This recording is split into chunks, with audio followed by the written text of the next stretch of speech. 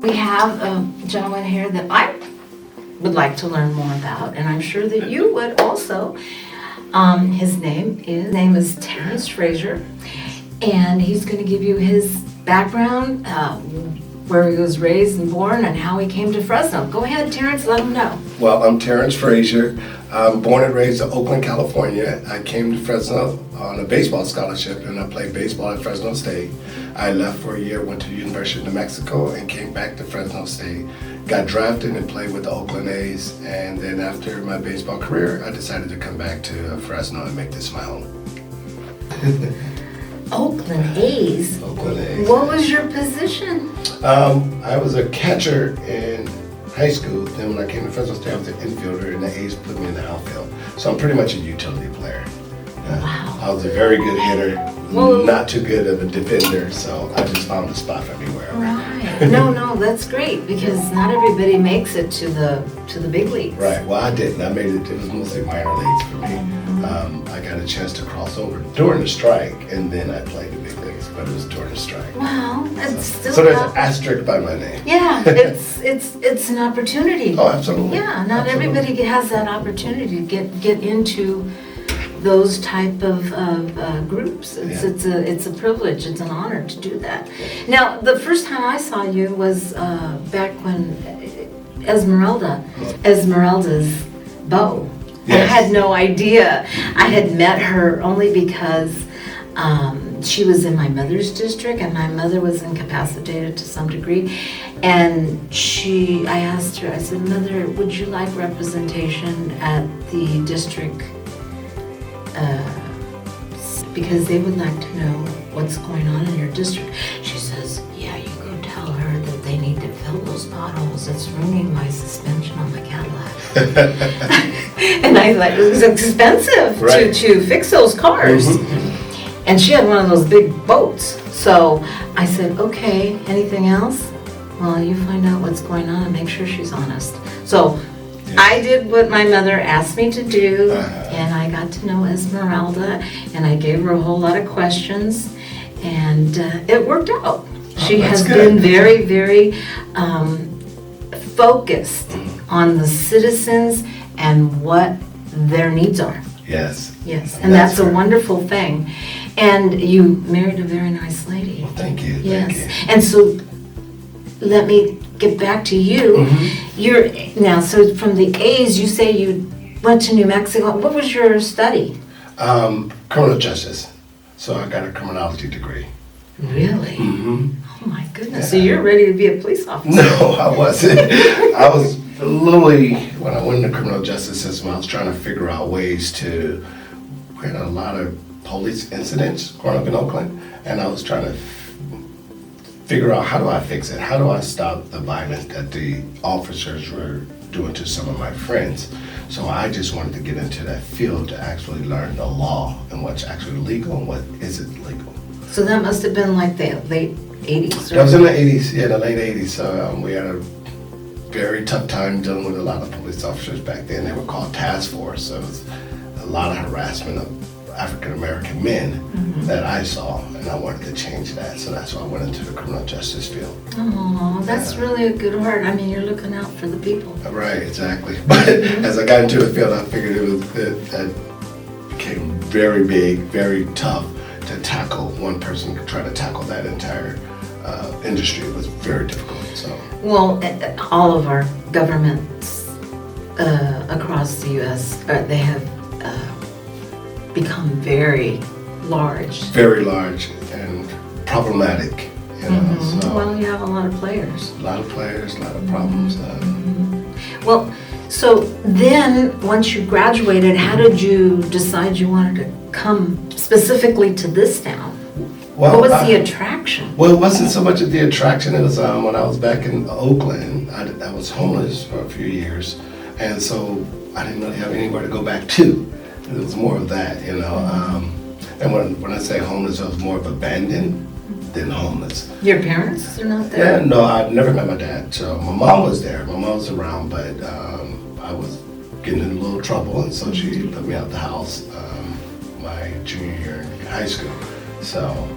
Well, us moms do that. Well, I had to grow up. she taught me how to grow up a lot faster than a normal kid. So, being out on the street, you learn a lot of stuff. You learn it fast. So you learn how to be an adult at a very early age. About what age was that? I was 16 going on 17. Okay, that's about the teenage. Oh, yeah. All of us ladies know that bridge, right? Right. So you understand what he's So saying. I wasn't a perfect kid.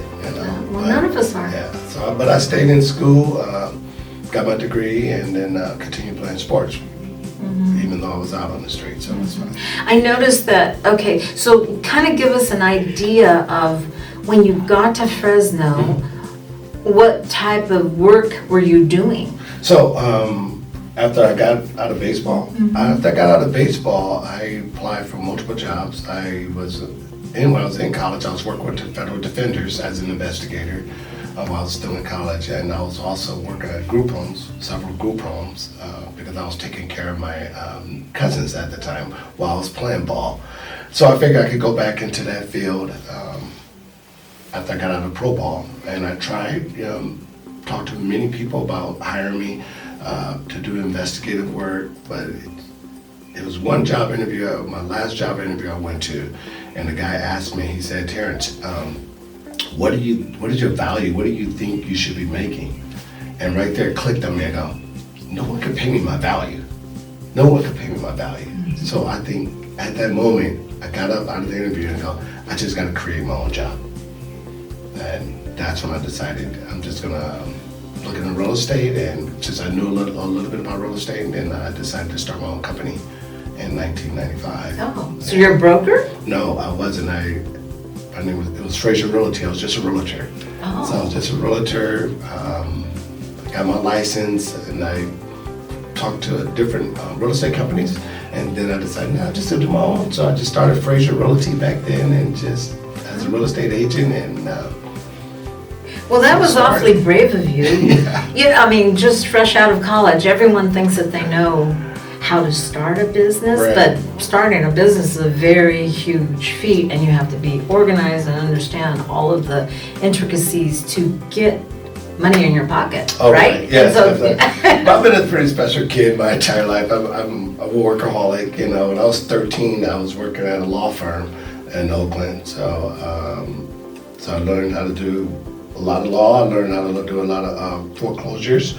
So I was the people that took me in was a foreclosure expert. So I learned how to do a lot of research.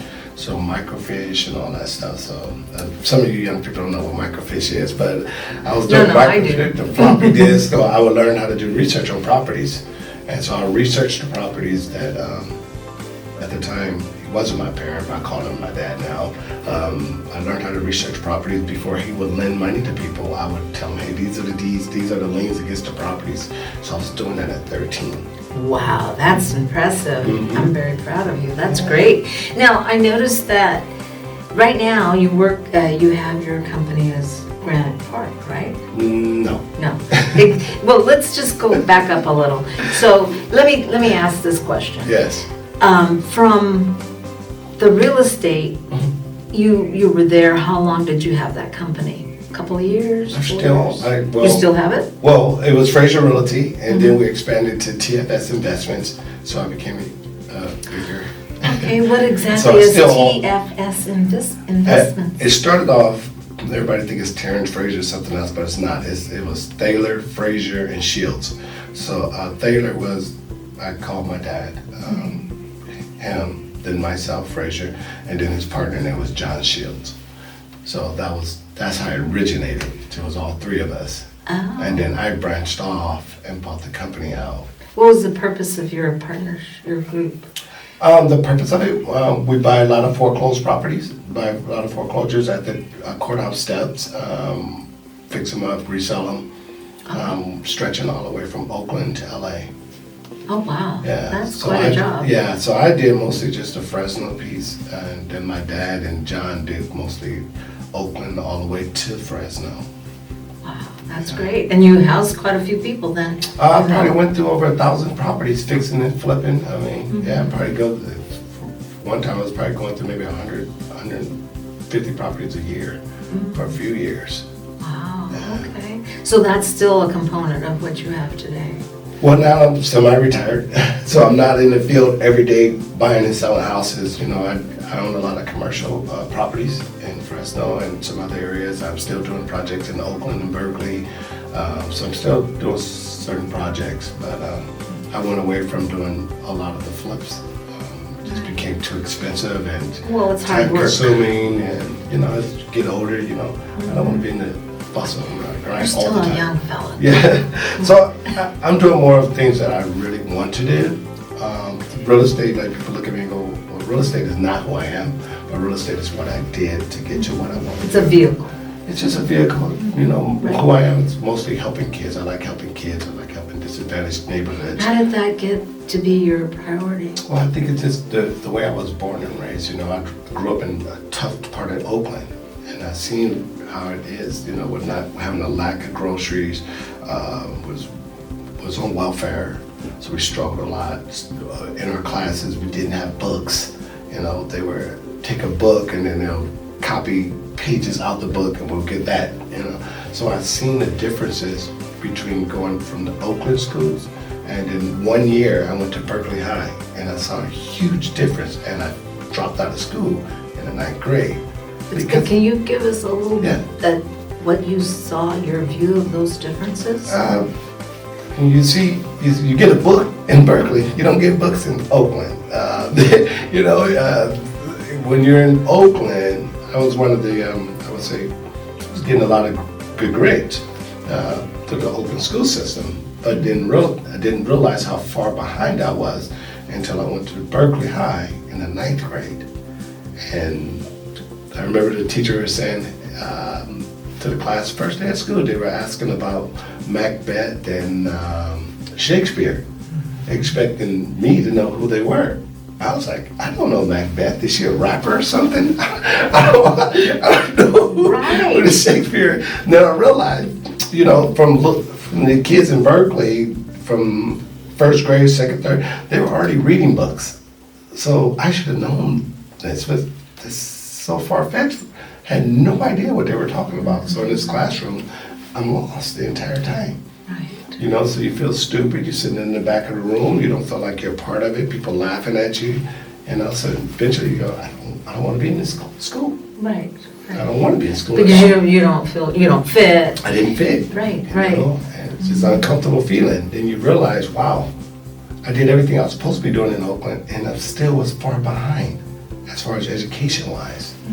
You know, So what changed for you? That's what triggered going to college and all No, that? it did not trigger going to college. What it did is, because I hated school, it made me hate school. But I knew I couldn't play baseball unless I went to school. So They have requirements. yes, you can't play baseball if you're not in school. And you had to have a certain GPA. So I had to get back in school in order to play baseball. And baseball was kind of saved me from being out on the streets. So I decided I wanted to go back to school. The following year I went back to Oakland schools, and I got back in as a 10th grader, and so I could continue playing ball. Wow. So yeah. Isn't that amazing what we learn? You know, it's like I tell people, you know, I've seen the difference. So I see, you know, both sides of the fence. I see what black people get, and I see what the other races get, and I see a huge difference. And then I was taken in by a Jewish family. So I'm living in East Oakland in the hood, and then my junior year, towards the end of my junior year, I get taken in by a Jewish family. I'm living with them. So I see a huge difference, not just from the books and everything, education, but the food is different too, man. Well, they're Walk living. from fried chicken to bagels and lox with it. Right. And the living situation. Living situation was totally different. I mean, now you get to see a mother and a father in a home together, and I didn't grow up with that, so I didn't see it. So how did you feel when you realized that they were really parenting you? They were parenting me, and I did just a disparity, not knowing, or just seeing my brother and seeing all my family. They'd never seen that before, you know. So I was very lucky, and I would say blessed that I was taken in, and I was able to see both sides of the fence. You know, Eye opener. but you know, I was already business-wise, I was already pretty good because I was working with them since I've been 13. So I knew the difference is there. But now to see the education gap, and then just seeing how the police was treating some of the people that I loved was very disparaging. So then, what made you think that you could share in disrupting that bad situation for your folks? Well, at a very young age, I've always felt like God put something in my heart. You know, I had a commitment. Me and him made a promise to each other, and I truly believe that. I asked God. Those people can be overbearing. They can be. They really can be. So you have to take time and spend away from everyone. You know, like Christ used to go into the woods to get away from everybody. Sometimes we have to do the same.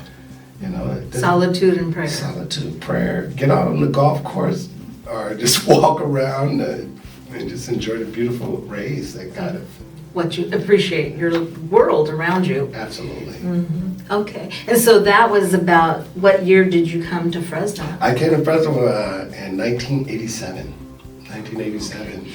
And by then you had already built that partnership with your father and the other gentleman by the time you... Well, I never met my real father. I mean... Yeah.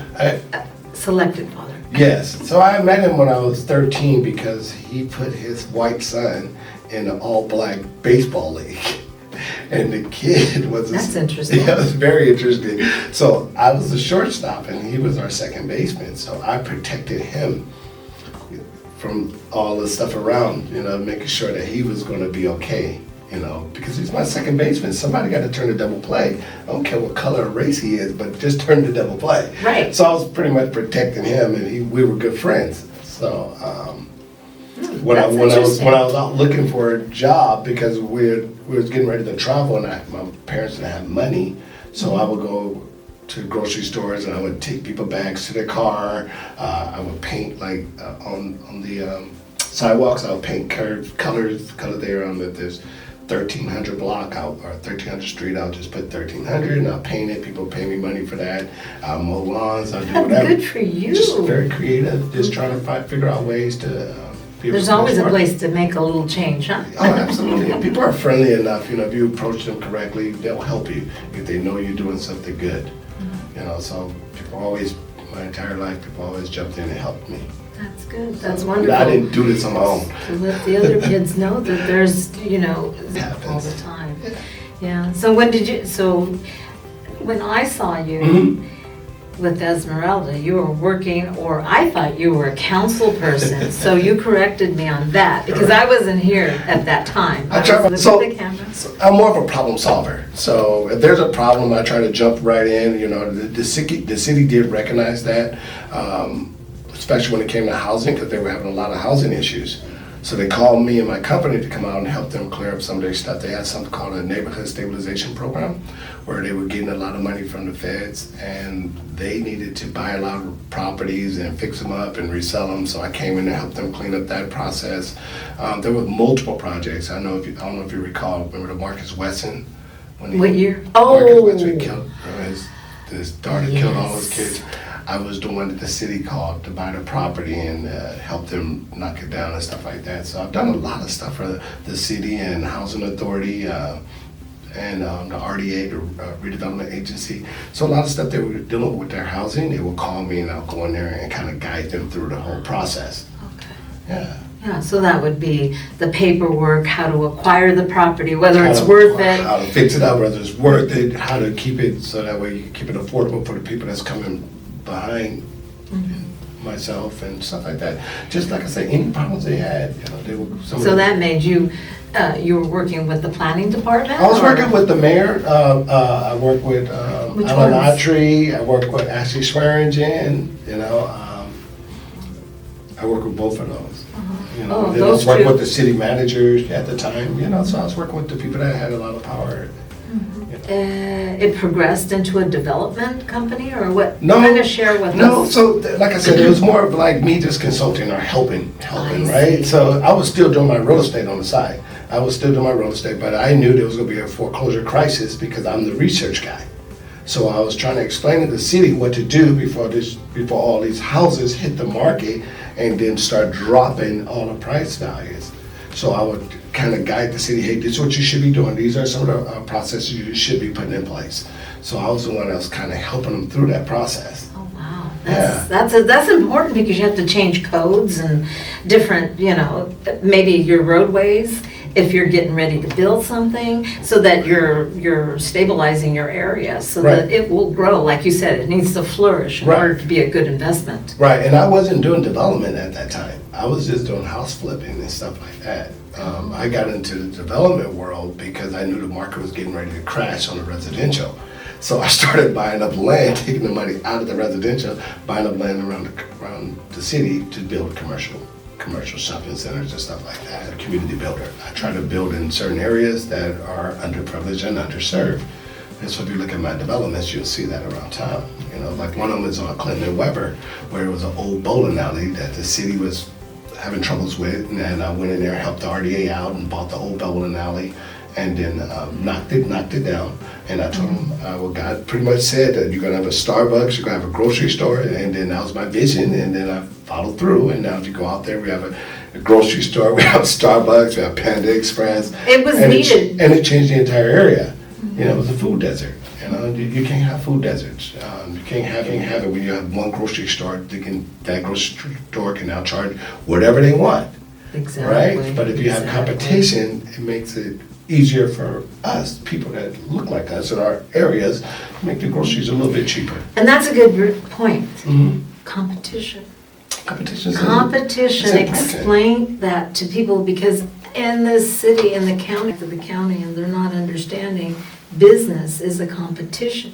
It seems to me they want to regulate the business people. I know that during the pandemic, I went to with the business people, and there was a huge group, and what I heard from them is that downtown had a lot of codes that would bind them from progressively building their business. Exactly. And How can you? That's the major problem, is government became too big, that they're getting into the private sector work, and they shouldn't. That's a major problem.